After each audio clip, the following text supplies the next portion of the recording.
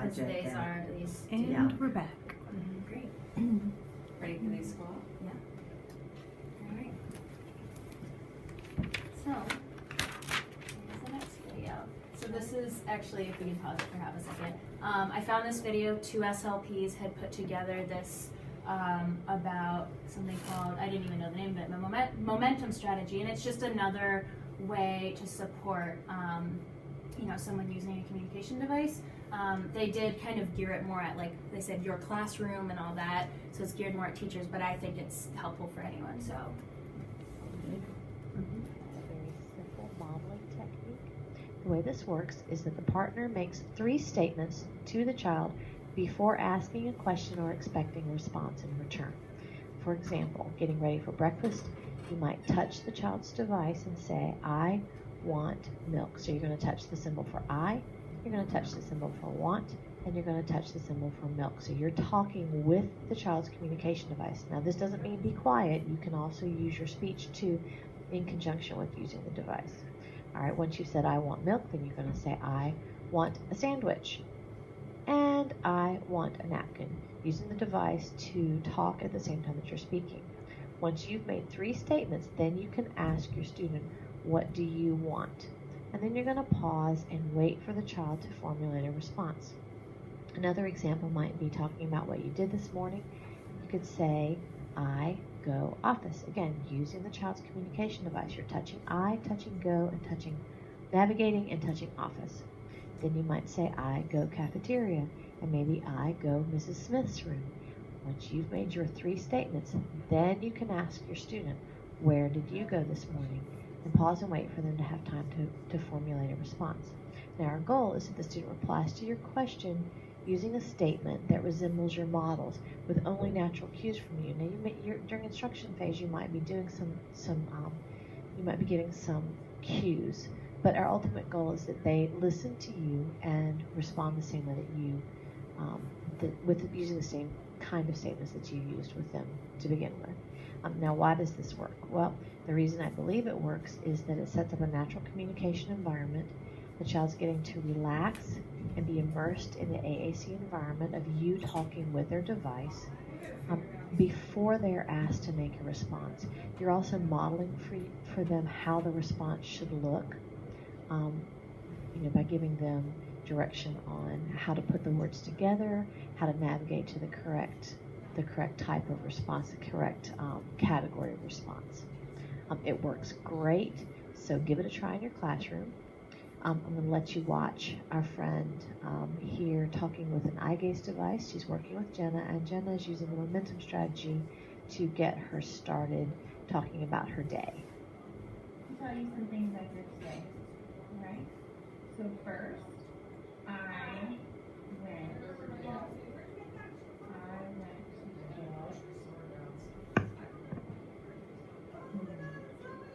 went to get some breakfast.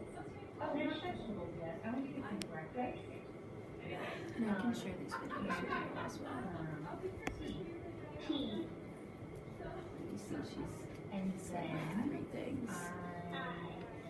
to work.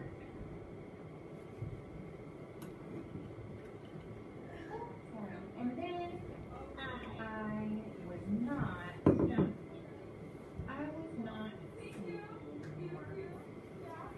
I'm not funny.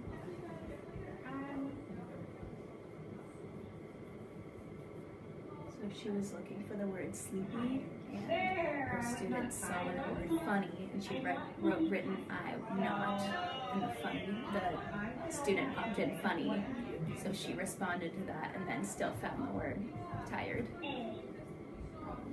And then she gives her the chance to do that. So,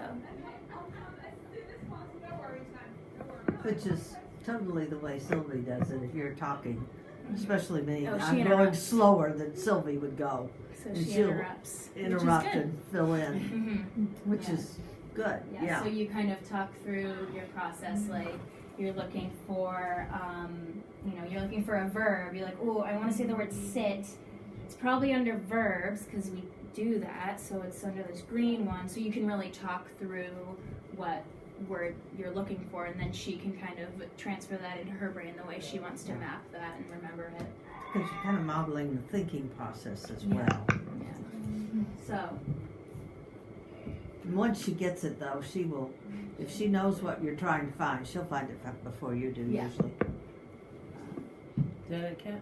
yeah, so that's it for that one. And then I asked Sylvie if we could take a video with me taking a video of the Tobii. So this was last week. So she's a little breathy. But so if you just notice, I typed out my words on her Tobii, and then I reminded her to say her sentence out loud, and then reminding her to clear it all, and then at the end you'll see she navigated to a page which had some newer verbs, because she hadn't really been on that page a lot, and she was kind of scanning across but wasn't really selecting anything, so I read off the options that she did have. So go ahead. This might be loud. And I can make sure you can see your screen, so let me make sure. Oh yeah, I was checking. You got one eye on there. Let me fix your head positioning a little bit. So I always tell her kind of what I'm doing, just so she's not like, what? There we go, we got both eyes.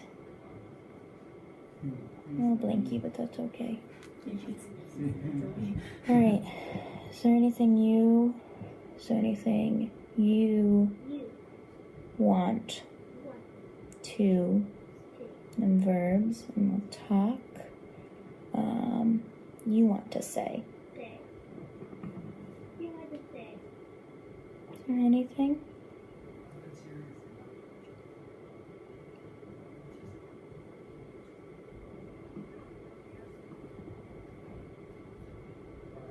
So if you notice when she starts looking, you can see the orange little dwell circle. That's where she's looking. I think she was having a bit of a hard time because there was light coming in that was on the left side of her, top left of her screen. So ideally, I would have had her rotated.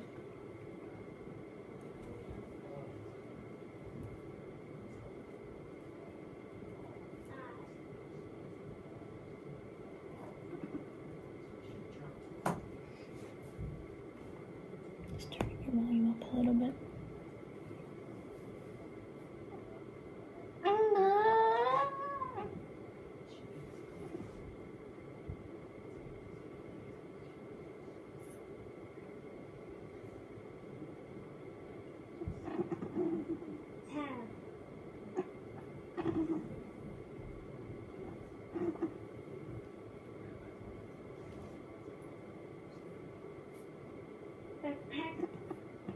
So you can tell she really knew what she wanted to say because she went in and then went right to it. Yeah.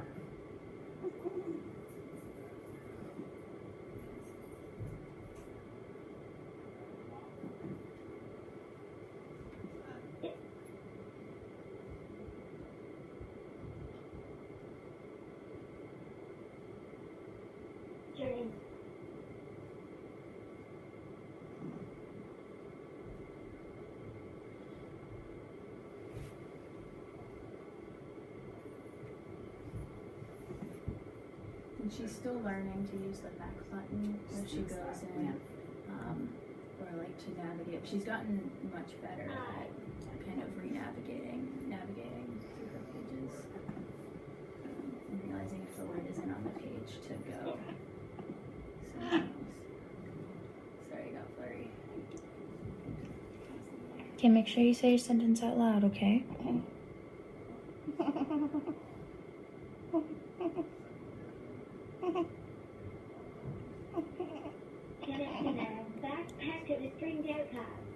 There's a drink in your backpack. Yeah, I can go and see if I think there's some applesauce in there. We can see if you can have some, okay? So that's what you said.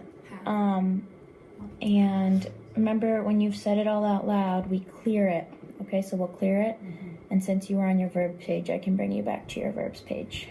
So That use of saying backpack and then it, she's working on getting those pronouns, but saying the noun first. yeah, but That was amazing.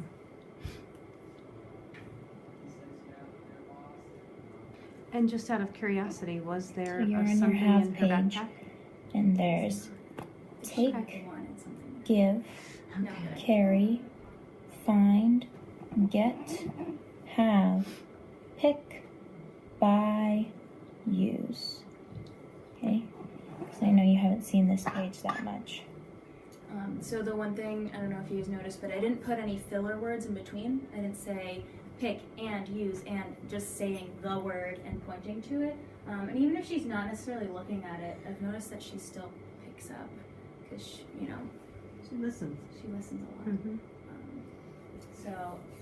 Yeah, so the other thing, she said it out loud, right? And then I asked, like, you have a drink in your backpack? And she said it out loud again. And that's often her way of, like, confirming, yeah, that's what I meant.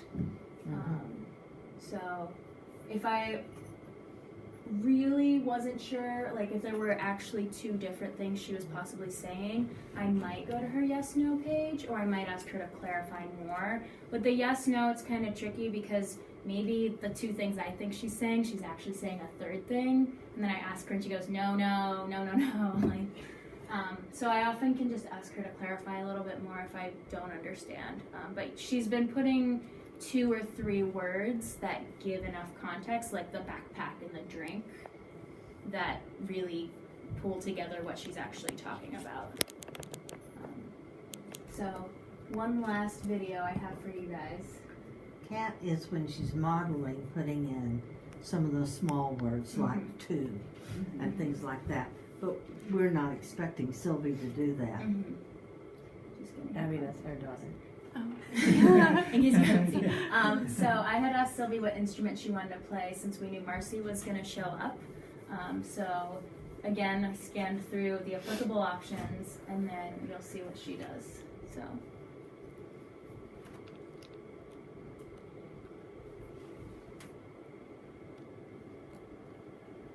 You've got drums, guitar, piano, tambourine, bell, cymbal, trumpet, triangle, maracas.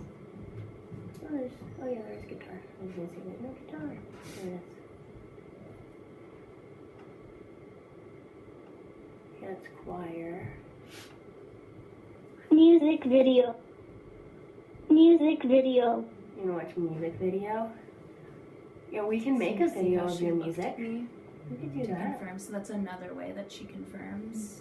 Is she actually will look at you. So it can be pretty hard to kind of be looking at the Tobii and at Sylvie. So, you know, if I know she can really see, I do try to more focus on where she's looking, just because she does do stuff like that. She's gotten really good at it. So Did you show her a music video or you just took her to the music video? we did not end up doing that because Marcy showed up.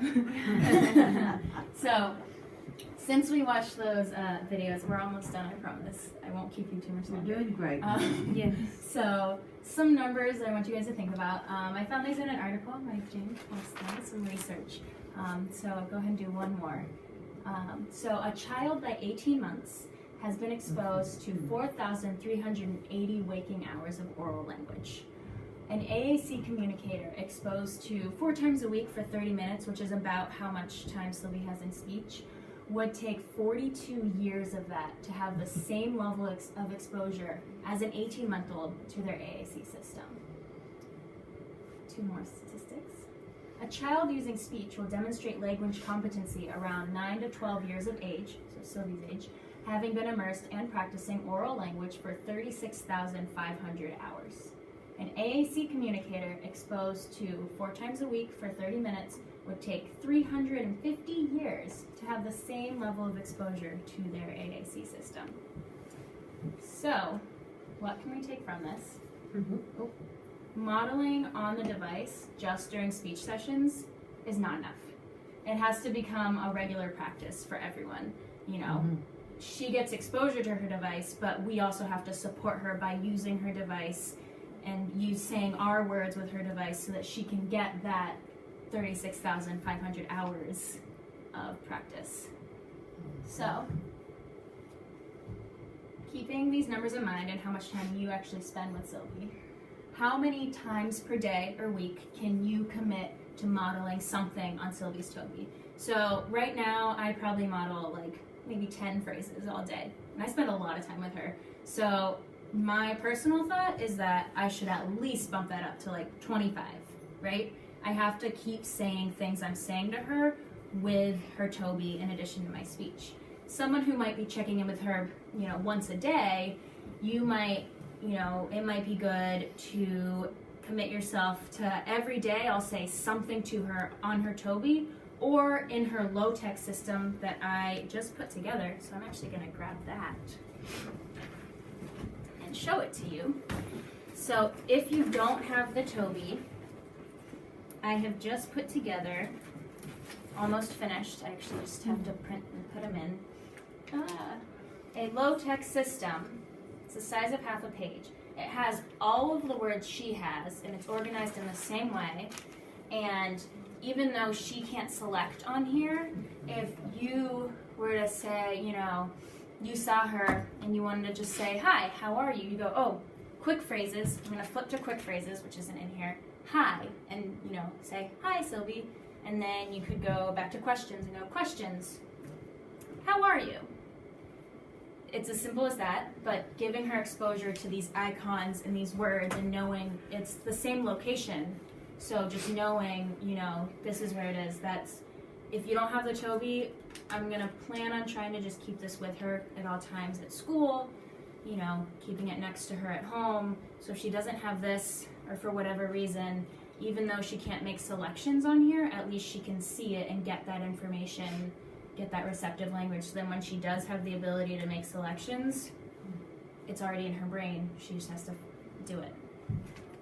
We'll have to sift that down some and really tab it and give it practice so that it's more functional. So we'll need how input can we from keep each y'all other on that. accountable for modeling?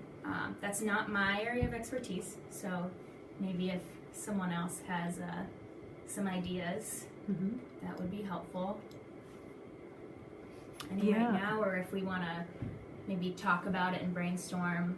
I don't want to add any extra things to people's lists of things to do, obviously. I think if you model it, that should count. But also, if you say you're going to do it for yourself, and you say, okay, I'm going to do this, and then you don't do it, it may not end up happening. I mean, I can see personally, I sort of check in and check out in her day. Like, she sees me at the beginning and the end. And so it's a commitment to time. Yeah. Because if we're just cruising by with our communication, it's quick. But knowing the steps in how to model and what to say, and sort of building a routine that doesn't feel too robotic, feels authentic. Yeah. I think would be really fitting some time specifically into your schedule. I think the easiest way for me to do that is each time I see her, I log. I don't journal. I just make some notes about what we did. And so then you can log what was modeled as well. Right. So you can have a sense. So I can kind of review what things that we did. Yeah, I think it's in building intentional time. Yeah. Like I can see Lunch Bunch being a time where perhaps the classroom teacher is intentionally leaning into a question, like, can you commit to a question, each lunch or whatever. And, other people, there's so much passing going on, and this takes time, but that time is important. So. Right. And if you guys are coming in doing like an equipment change in my classroom and I'm teaching a class, that's not a time I can offer. But certainly at the end of the day, I can offer a sort of, how was your day, kind of. My day was good. My day was good, and you, and, be able to like lean into that with an intentionality. I think there's always that choice. There's a certain amount of ritualized language that we use with everybody. And Sylvie could use a lot of that if we give her the opportunity. And that opens people up to saying, oh, well, what else could we talk about? If it's peers or somebody that's new with her. Especially if we could get her to start initiating that. So those By can be modeling fairly, it, yeah, by she'll modeling see that. it. Those can be fairly quickly. And then we can go into the, how was your day? Yeah, and I could also see modeling that inquiry from a teacher. Like, hey, Miss Gatch, you know, like I have students who bust through my door all the time who ask me questions, lots of questions. And so modeling that she might have a question too, you know, might be interesting. So, what other goals do we have to support Sylvie? I don't want to add more to our plate than we're already doing, obviously. But I thought that the whole modeling thing was something that we That's really needed to critical. talk about, and that was going to be a big game changer for Sylvie. So, if anyone has anything else to add. We've added an awful lot of words. I was looking at my notebook here and looking at the words. I know some of them we've added. I don't even have an up-to-date one myself because we've been adding new pages and expansions, but there's vocabulary on there that she hasn't used, and it would be great for her to see it in use right, without her having to first find it and be like, I didn't know I had this word. Yeah. Instead you go, oh, she knows this word because we've used it. Right. You know? Well, didn't you have that with rainbow, right? When you were Yeah, trying with to pick rainbow, yeah. Because she didn't know that icon. she didn't know that she had the word rainbow. She was trying to pick a symbol for her book report, and we were asking, is it a color? And she was saying yes, but it wasn't a specific color. And it turns out she wanted to use the word rainbow, and I found the word rainbow in her system, and she just didn't even know she had it. She said it, and I was like, okay. So that's one of those things we just need to keep modeling and modeling for her. And the more that we can take from her daily context and what's relevant to what she's doing with her day, the more access she'll want and feel comfortable about using that. But we also have this challenge of words that come up in the curriculum that are really hard words, and they aren't words that are represented by icons. Right, like latitude. Like latitude, longitude. So we've been spelling them out because that gives her exposure to the spelling. We've been spelling them out. This is what I've been doing with her, and then finding words that are similar that are in her system and more easily accessible. So that way she gets the content. She gets to see it spelled, so she's working on her literacy skills, and then it also programs into the tool. Like it remembers the word latitude, so next time you type in L-A-T, latitude pops up. But yeah, that's how we've been troubleshooting it. Which is appropriate. The problem that we have with that is that words like latitude are way above the sound symbol match that she's able to do. We have to go back and fill in that piece for her because she hasn't had the opportunity to learn to read yet. But she's bright enough that I think she can, but that takes another commitment of time set aside to teach basic phonics and reading skills, or phonetics and reading skills. And so she that doesn't could say learn the words with her, or the sounds with her speech. She has to use her Tobii to say them out loud, so that she doesn't get that connection. That sort of begs the question, you know, she is fully included. And so, you know, a lot of times when we think about teaching literacy skills, we think of small group instruction. And so it sort of begs the question, is that where we're heading, or do we want her in that larger group setting, just sort of small having group working, or Yeah. small individual? I think she probably needs both. She benefits from the reading, and she 'Cause her enjoys the comprehension books, yeah, and as she anyone shows that she else's. comprehends them. it's just sort of what's the priority goal when you sort of look at the whole child and the whole program. Like, Well, she's, in my opinion, she's bright enough that she eventually will want to read and be able to write, and perhaps even eventually use a written system instead of icons. And so I think she's at the phase now where we could start that. a sort of crossroads. Yeah. Yeah. All right. I think I have like one more slide, maybe? Conclusion slide. Well, and there's maybe something else for us to think about with, because one of the things Abby and Kat and I were talking about is summer and extended summer services. So that would be also something to think about in terms of planning. So, quick wrap up. Today we talked about the basics of the device, communication software, creative software, and the big thing, communication support. In general, use the manual for specific steps. I'll update it and send it out to you guys. Just practice, keep practicing as much as you can. It's totally fine to make mistakes. I think she enjoys it because then she thinks she knows better than you do.